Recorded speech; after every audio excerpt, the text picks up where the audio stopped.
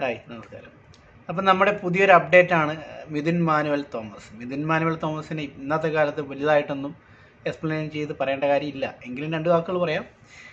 നല്ലൊരു സ്ക്രിപ്റ്റ് റൈറ്ററാണ്, ഡയറക്ടറാണ്. അദ്ദേഹം എഴുതിയ സ്ക്രിപ്റ്റുകൾ എല്ലാം അത്യാവശ്യം നല്ല ഹിറ്റ് സൂപ്പർ ഹിറ്റൊക്കെയാണ്. അഞ്ചാം പാതിര, ഓം ശാന്തി ഓശാന, ഗരുഡൻ, പിന്നെ ഒത്തിരി കിടപ്പുണ്ട് അതിനകത്ത്.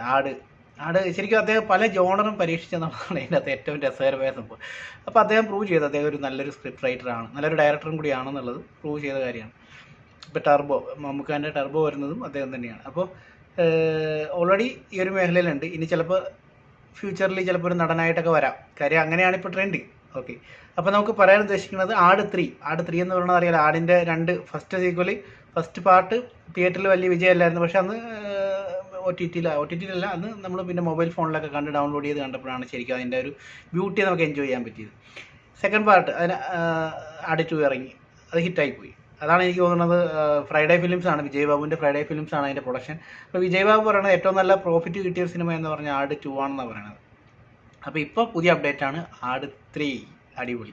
അപ്പോൾ ഇതിൻ്റെ ഒരു ടാഗ്ലൈനിൽ ഇതിനകത്തൊരു ഫസ്റ്റ് പോസ്റ്ററിൽ ഇവർ വെച്ചിരിക്കുന്നത് ജയസൂര്യ ഒരു ആടുമായിട്ട് നിൽക്കുന്നു, ഫ്രൈഡേ ഫിലിംസിൻ്റെ വിജയ് ബാബു ആടുമായിട്ട് നിൽക്കുന്നു, മിഥുൻ മാനുവൽ തോമസ് ആടുമായിട്ട് നിൽക്കുന്നു. അപ്പോൾ മിഥുൻ മാനുവൽ തോമസ് ഇപ്പോൾ പോസ്റ്ററിലേക്ക് കയറി തുടങ്ങി. കാര്യം അത്രയും ഡിമാൻഡുണ്ട്, അത് അദ്ദേഹം അർഹിക്കുന്നുണ്ട് അല്ലേ, അതാണ് സത്യം. അപ്പോൾ ഏതായാലും പൊളിച്ച് ആട് 3 എന്ന് പറയുമ്പോൾ എന്തായാലും തിയേറ്റർ വാച്ച് എല്ലാവരും കാണും. ഓക്കെ, അതിനുവേണ്ടി വെയിറ്റിംഗ് ആണ്.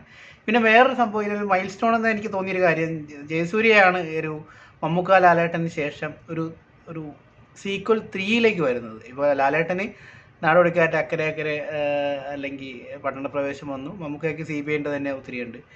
എൻ്റെ മൂന്നാം പാർട്ടിലേക്ക് വരുന്ന ഒരു നടൻ ജയസൂര്യയാണ്. ആട് 1, 2, 3 എനിക്ക് തന്നെ അതൊരു വലിയൊരു ഭാഗ്യം തന്നെയാണ് കേട്ടോ. അത് അദ്ദേഹത്തിൻ്റെ ഡെഡിക്കേഷൻ കൊണ്ട് തന്നെയാണ്. നമുക്കറിയാം ജയസൂര്യ ആദ്യകാലം വരുമ്പോഴൊക്കെ ഇങ്ങനെ ഒരു പെർഫോമൻസ്, ഇത്ര ഒരു ട്രാൻസ്ഫോർമേഷൻ കൊണ്ടുവരുന്ന ഒരു ആക്ടറാണെന്ന് ഒരിക്കലും പ്രതീക്ഷിച്ചിട്ടില്ല.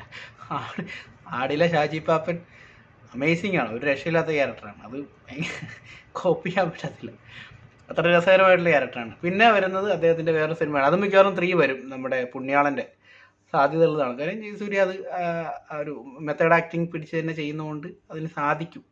ഓക്കെ, അത് സാധിക്കട്ടെ. ആട് 3ക്ക് വേണ്ടി വെയിറ്റിംഗ് തന്നെയാണ്. നടക്കട്ടെ, അടിപൊളി.